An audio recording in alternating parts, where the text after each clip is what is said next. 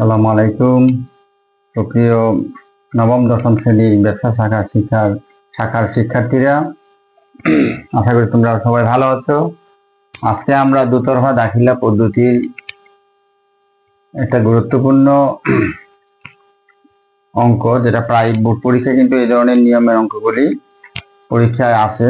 Maximum বোর্ডে দেখবে এই ধরনের অঙ্কগুলি আসে।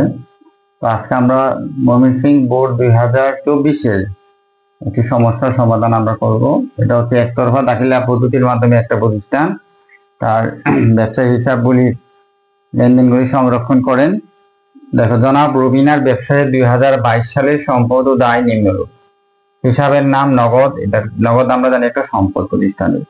বছরের প্রথম 1/1/2022, মানে বছরের প্রথম জানুয়ারি মাসের প্রথম তারিখে এবং ডিসেম্বরের শেষ তারিখে 2022, 31/12/2022, 31/12 মানে কি ডিসেম্বরের শেষ তারিখে তার সম্পদ ছিল এই টাকাগুলি দেওয়া আছে। আর বছরের প্রথমে 2022-এ তার এই সম্পদ এবং দায়গুলি দেওয়া ছিল। তো নগদ টাকা ছিল 50,000 বছরের প্রারম্ভে, আর বছরের শেষে ছিল 90,000। আসবাবপত্র একটা সম্পদ, বছরের প্রথম ছিল এটা 1 লক্ষ টাকার, বছরের শেষে হচ্ছে 2,50,000 টাকার। দেনাদার, এটা একটা সম্পদ প্রতিষ্ঠান যাদের কাছে টাকা পাবে ওরা হচ্ছে দেনাদার।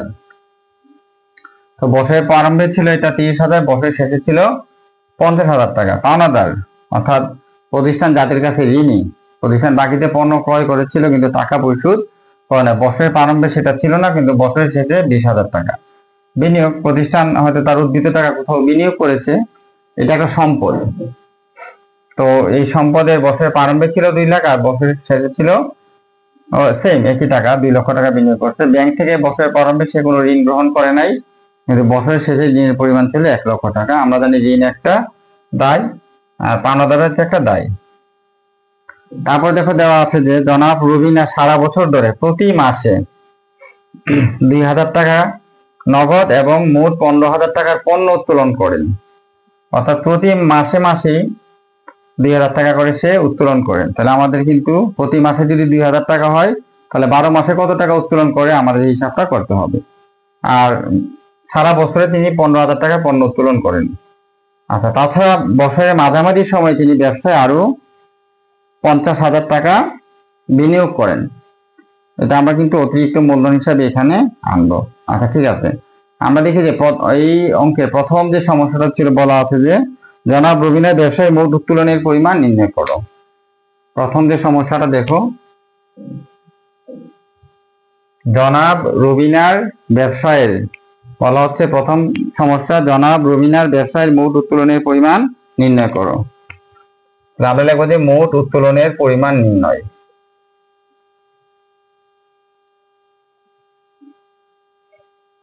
মোট উত্তোলনের পরিমাণ। আচ্ছা, ঠিক আছে, আমরা এখানে একটা গড় করে ফেলবো। দেখো,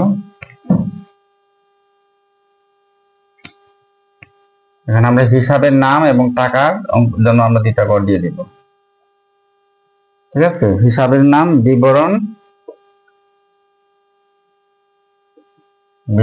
তারপর হচ্ছে বিস্তারিত টাকা,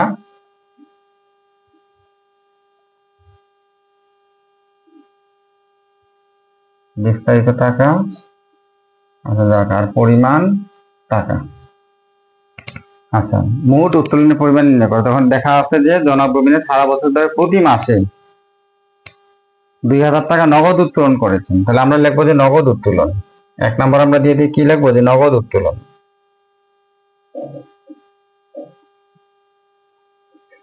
প্রতি মাসে হচ্ছে 2,000, প্রতি মাসে 2,000। এটা কিন্তু খেয়াল করতে হবে। 12 মাসে কত? 12 মাসে টোটাল তিনি উত্তোলন করেছেন হচ্ছে 24,000 টাকা। 24,000 টাকা। আর পণ্য উত্তোলন 15,000 টাকা।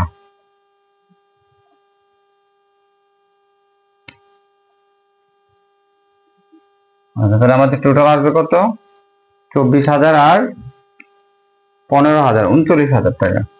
এটা আমরা পরিমাণ টাকার মধ্যে অঙ্কটা দিয়ে দেব, টোটাল 39,000 টাকা। তাহলে আমাদের প্রথম অঙ্ক কিন্তু শেষ হয়ে গেল।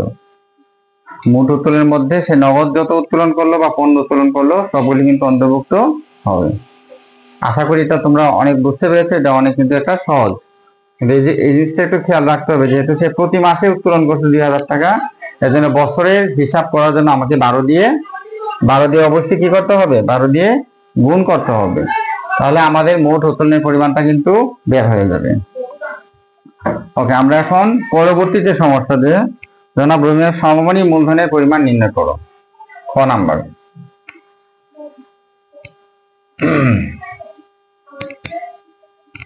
আমাদের 2 নাম্বার যে সমস্যা,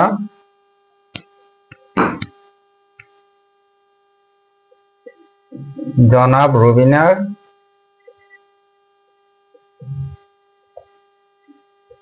সমাপনী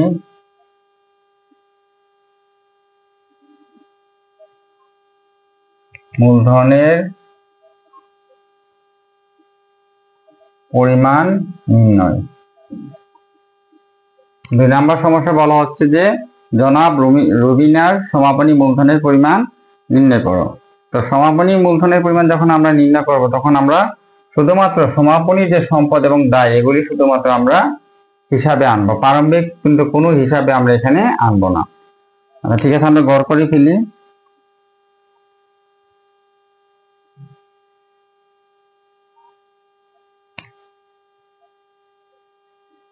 এখানে দিয়ে দাও যে বিবরণ,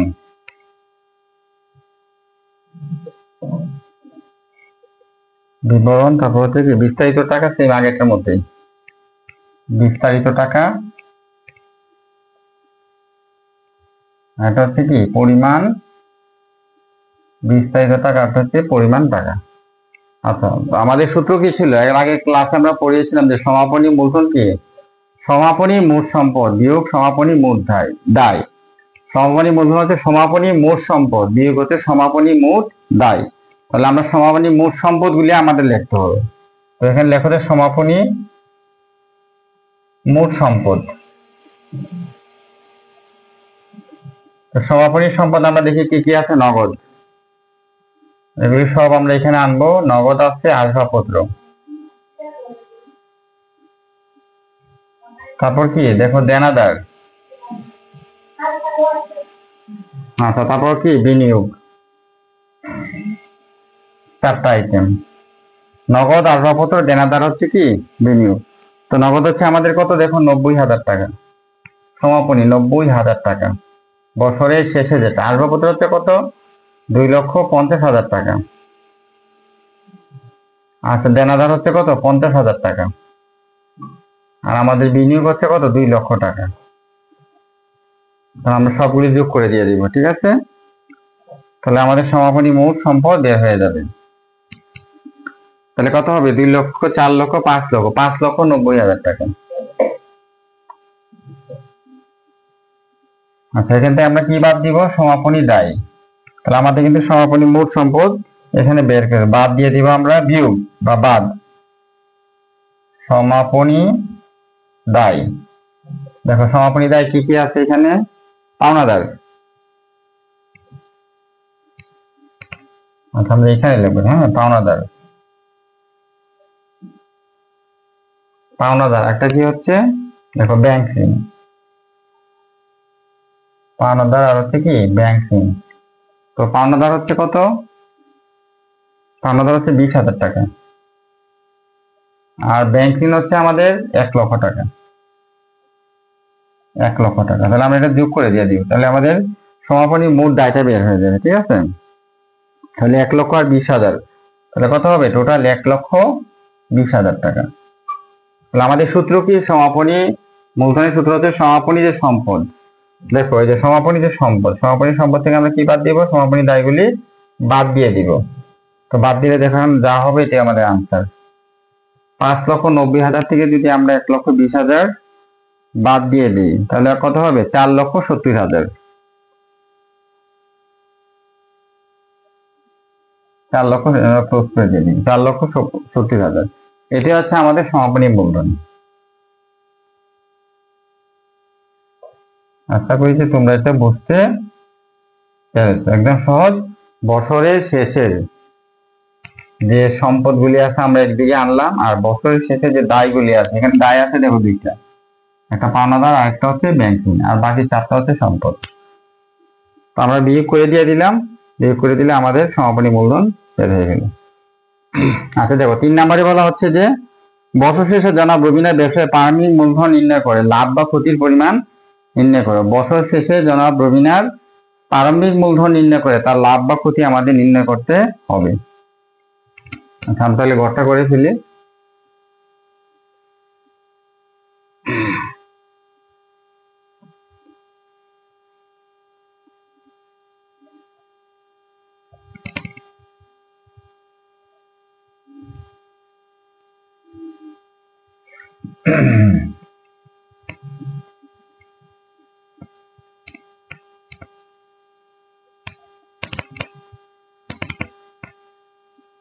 তাহলে আমরা প্রথমে আমরা জনাব রবিনার প্রারম্ভিক মূলধনের পরিমাণটা আমরা আগে নির্ণয় করে ফেলবো, ঠিক আছে।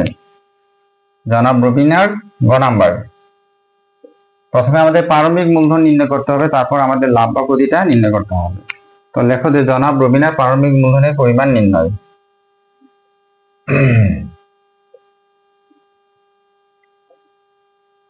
জনাব রবিনার প্রারম্ভিক মূলধনের পরিমাণ।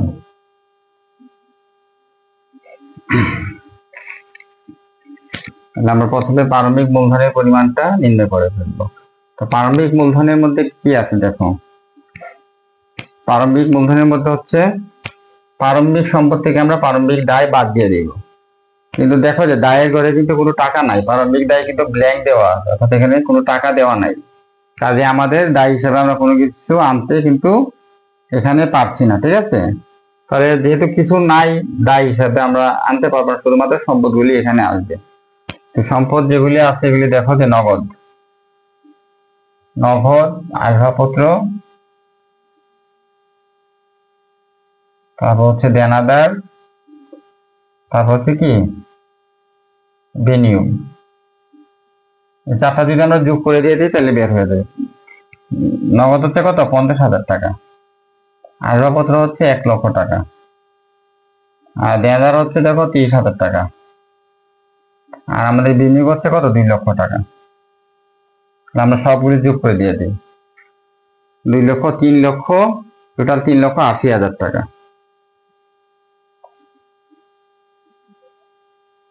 এটা হচ্ছে তার প্রারম্ভিক মূলধন। তো যেহেতু প্রারম্ভিক দায় নাই, জন্য আমরা কিন্তু এখানে এটা আনতে পারলাম, দায়ের ঘর থেকে একটা ব্ল্যাঙ্ক দেওয়া আছে।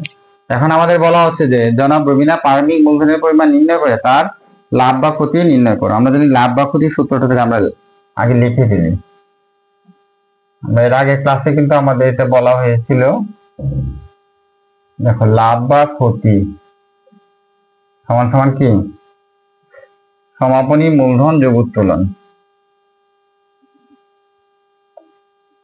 সমাপনী মূলধন যোগ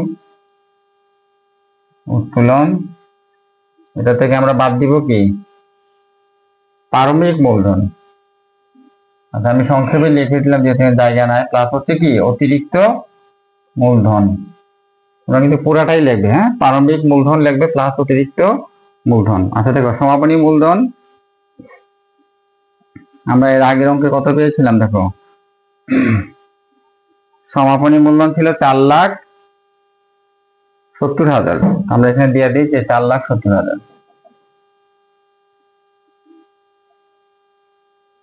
4,70,000, আর উত্তোলন ছিল 39,000।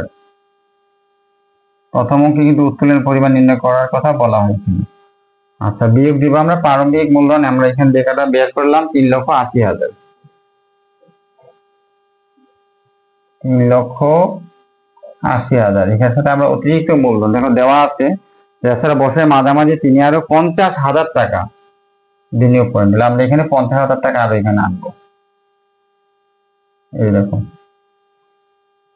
তাহলে 4,70,000 যোগ হচ্ছে 4,70,000 যোগ হচ্ছে কত, 39,000। তাহলে আমাদের টোটাল টাকা এখানে কত হবে দেখো, 5,09,000, যেটা যোগ করলে কত হবে? 5,09,000। আচ্ছা, এটা থেকে আমরা বিয়োগ দেবো 3,80,000 আর 50,000। আচ্ছা, তাহলে আমাদের হবে টাকা 4,30,000। 4,30,000। আচ্ছা, 5,09,000 থেকে যদি আমরা 4,30,000 টাকা বাদ দিয়ে দিই, তাহলে আমাদের হবে 79,000। এটা হচ্ছে আমাদের আনসার। ঠিক আছে, 79,000। তোমরা এটা নিচে নিচে লিখে ফেলো, এখানে জায়গা একদম নিচে তোমরা নিচে নিচে লিখবে, যেটা টোটাল টাকা হচ্ছে কত? 79,000। আশা করি বুঝতে পেরেছো। তো তোমরা এই সূত্রটা মনে রাখবে, লাভ বা ক্ষতি সমান হচ্ছে সমাপনী মূলধন যোগ উত্তোলন বিয়োগ প্রারম্ভিক মূলধন যোগ অতিরিক্ত মূলধন। সমাপনী মূলধন আমরা কিন্তু যখন আমরা খ নাম্বার অঙ্ক করেছিলাম তখনই বের করা হয়েছিল 4,70,000, আর উত্তোলন আমরা ক নাম্বারে বের করেছিলাম 39,000, বিয়োগ প্রারম্ভিক মূলধন আমরা দেখো 3,80,000, আর অতিরিক্ত মূলধন এখানে দেওয়া আছে দেখো 50,000। এটা আমরা যোগ করব, তাহলে টোটাল এটা যোগ করলে হবে 5,09,000। এখান থেকে আমরা 4,30,000 যদি আমরা বাদ দিয়ে দিই, তাহলে 79,000 হচ্ছে আমাদের লাভ। যেহেতু তার সমাপনী মূলধন যোগ উত্তোলন থেকে প্রারম্ভিক মূলধন অতিরিক্ত মূলধনের পরিমাণটা কম, অর্থাৎ আমাদের বাঁ দিকে টাকার পরিমাণটা বেশি, এজন্য প্রতিষ্ঠান কিন্তু এটা লাভ হবে। সুতরাং তার লাভের পরিমাণ হচ্ছে 79,000। তো তোমরা এটা দিয়ে দিবে, সুতরাং লাভ 79,000 টাকা। আশা করি তোমরা এই অঙ্কটা বুঝতে পেরেছো, এবং এই ধরনের কিন্তু অনেক অঙ্ক বোর্ড পরীক্ষায় আছে, তোমরা এগুলি আশা করি প্র্যাকটিস করবে, তাহলে তোমাদের অঙ্কগুলি আরো অনেক সহজ হবে। তো আশা করি তোমরা এই অঙ্কটা আবার করে নিবে, তাহলে তোমাদের অঙ্কগুলি করতে এবং বুঝতে অনেক সুবিধা হবে। আজকের মতো ক্লাস এখানে শেষ করছি। আল্লাহ হাফেজ।